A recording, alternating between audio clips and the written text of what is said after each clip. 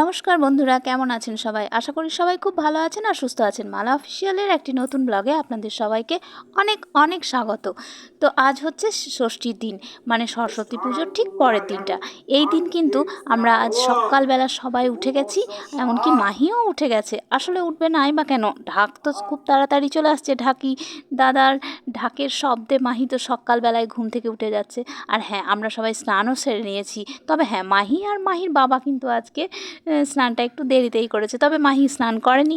আসলে ছোটোবেলায় হতো না এমন, আমাদেরকেও কিন্তু ঠাম্মা মা এরা কিন্তু এই দিনটাতে স্নান করতে দিত না, কেন জানি না, বলতো বাড়ির ছোটোদের নাকি আজকে স্নান করতে নেই। তো যাই হোক, সেরকমই শুনতাম আমরা। তবে হ্যাঁ, এখন কিন্তু আর সে নিয়মটা চলে না। এখন যেহেতু আমরা বড় হয়ে গেছি, তো তাই জন্য আমাদেরকে স্নান করতেই হয়, আর আমরা করিও। আর যাই হোক, তারপর পুরোহিত মশাই এসে গেছেন, আর আজকে আমাদের হোম হবে। আমাদের যেমনটা নিয়ম চলে আসছে সেরকমই হয়ে থাকে। আজকে দিনটাতেই আমাদের হোম হয়, আর হোমের জোগাড়ও সব কিছু তৈরি করে ফেলেছি। এই যে পুজোতেও বসে গেছেন পুরোহিত মশাই। হ্যাঁ, মাহি আছে ঠিকই, কিন্তু রাশি এখনও আসতে পারেনি। রাশি দিদি ওরা সবাই আসবে, তবে ওদের একটু দেরি হবে। ওদের বাড়ির পুজো সেরে তারপর এখানে আসবে। হ্যাঁ, দাদা এসেছিল, তো দাদা এসে মায়ের কাছে ফোঁটাও নিয়ে গেছে। হ্যাঁ, যেটা বলি, আজকে হচ্ছে ষষ্ঠী পুজো, আজকে দুটো পুজোর জোগাড়। একদিকে মা সরস্বতীর পুজো, আবার ওদিকে ষষ্ঠী পুজো। তো যাই হোক, আজকে কিন্তু আমাদের রান্নাবান্নার ছুটি। তো রান্নাবান্না যেহেতু নেই, আসলে আজকের দিনটা আমাদেরকে গতকাল আমাদের রান্নাবান্না হয়ে গেছে, তো সেই রান্নাগুলোই আজকে খেতে হয়। আর আমরা গরম খেতে পাই না। তো কিন্তু তবুও মাহি যেহেতু ছোট, ও কিন্তু কমপ্লান খেয়েছে, ওর এসব নিয়ম কানুনের মধ্যে পড়ে না।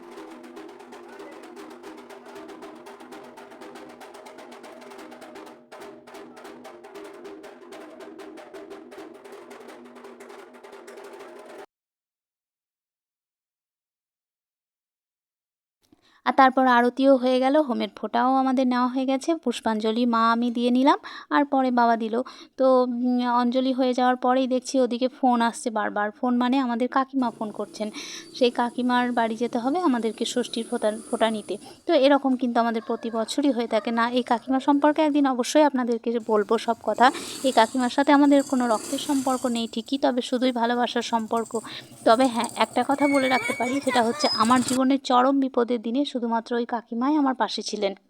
আজ সেই কাকিমার কাছেই যাচ্ছি ষষ্ঠীর ফোঁটা নিতে। এটা কিন্তু আমরা প্রতিবারই গিয়ে থাকি। তো যাই, তারপর গেলাম প্রথমে মিষ্টির দোকানে, আর মিষ্টির দোকানে গিয়ে মিষ্টি নিয়ে তারপর কাকিমার সাথে দেখা করে এলাম, ফোঁটা নিয়ে বাড়ি ফিরে গেলাম। আর এই যে বিকালবেলা আমাদের বিসর্জনের সময় মা সরস্বতী যেহেতু নিয়ে যাচ্ছে, মাহি ওদিকে কান্নাকাটি জুড়ে দিয়েছে। ও বলতে চাইছে মাকে নিয়ে যাওয়া যাবে না।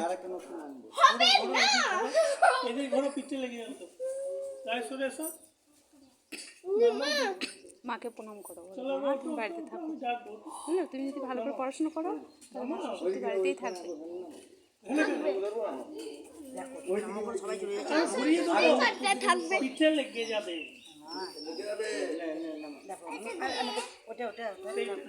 আর দাদা আসতে পারিনি, কারণ রাশিকে নিয়ে দাদাকে একটু বেরোতে হয়েছে, তাই জন্য বাবারও একটু কষ্ট হলো বই কি।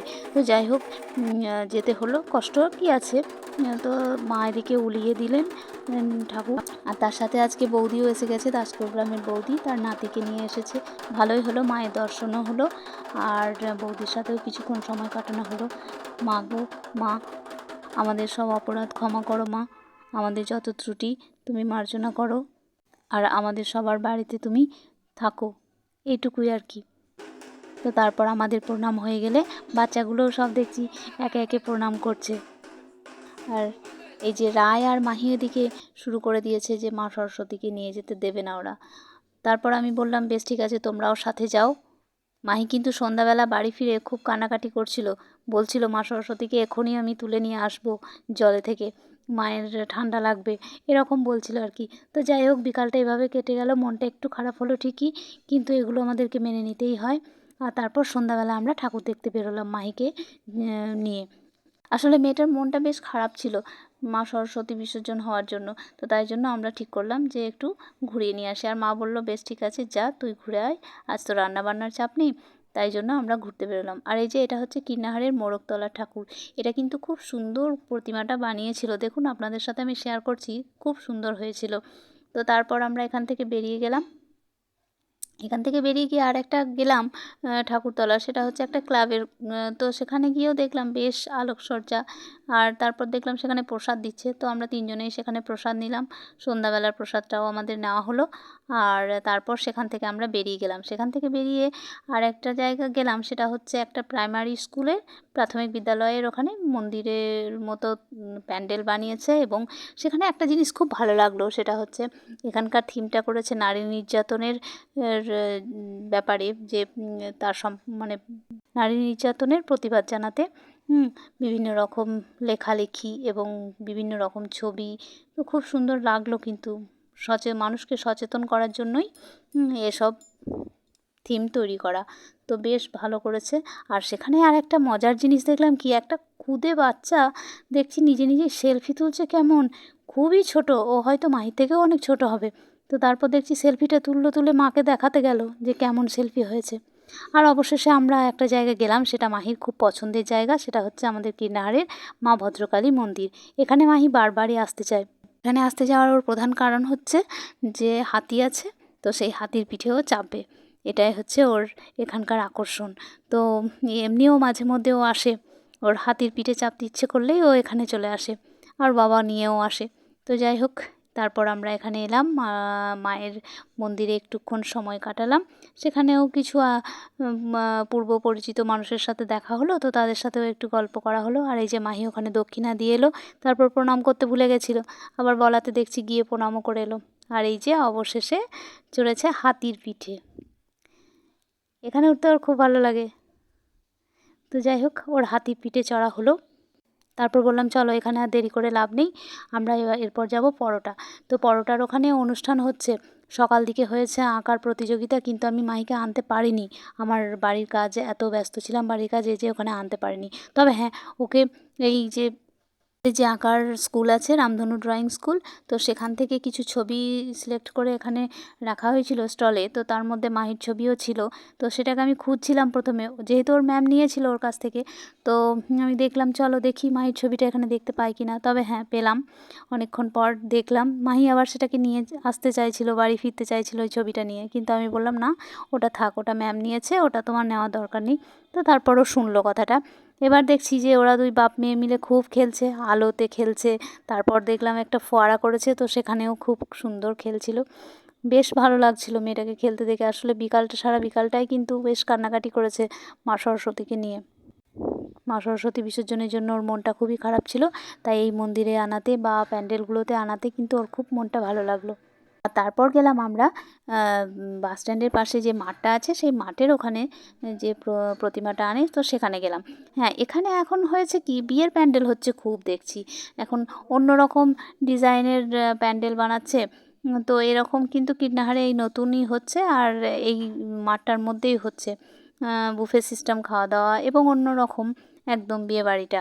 তো যাই হোক, মানে ওপেন আর কি, যে ওপেন প্যান্ডেল যেমন হয়, তো যাই হোক কী বলে সেটাকে। তো সেই জায়গাতেই আর একটা মায়ের প্রতিমা আনা হয়েছে, তো সেখানটায় আমরা গেলাম। আর এখানে কি অপূর্ব ওপরের দিকটা সাজিয়েছে দেখছি, যেমন আলোকসজ্জা দিয়েছে, বাহ খুব সুন্দর, চোখ জুড়িয়ে গেল দেখে। তো তারপর আমরা ঠিক করলাম যে ফেরার সময় আমরা দাদার বাড়ি যাব, এবং দাদার বাড়ি থেকে তারপর বাড়ি যাব। তো সেরকমটাই হলো। তবে এই প্যান্ডেলের ঠাকুর দেখার পর ওরা দুজনে বাপ মেয়ে মিলে একটু খেলতে চাইলো। মাহি যেহেতু কিছুদিন আগেই ওর হাতে লেগেছিল, কিন্তু সে কথা কি আরও শুনবে, ও তো খেলতেই চাইবে। আর এখানে গাছেও দেখছি বেশ আলো ঝুলিয়ে দিয়েছে, ভালোই লাগছিল, বিভিন্ন কালারের আলো, বিভিন্ন রঙিন আলো, বেশ ভালো লাগছিল। আর এর পাশেই দেখছি খেলার জায়গা। এখানে মাহি কিন্তু বিকালের দিকে মাঝে মধ্যে খেলতে এসেছে, একেবারে যে আসেনি তা নয়। এই যে দুজনে ঝুলছে দেখছি, মাঝে মাঝে দেখছি বাবাও করছে, আবার মেয়েও করছে।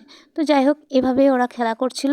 আর তারপর আমরা এখানে খেলা হলে দাদার বাড়ি গেলাম, আর দাদার বাড়িতে কিছুক্ষণ সময় কাটিয়ে তারপর বাড়ি ফিরলাম। তো আজকের ভিডিওটা আমার এইটুকুই। ভালো লাগলে অবশ্যই লাইক করবেন, কমেন্ট করবেন আর শেয়ার করবেন। দেখা হচ্ছে পরের ভিডিওতে, ততক্ষণের জন্য ভালো থাকুন, সুস্থ থাকুন, টাটা।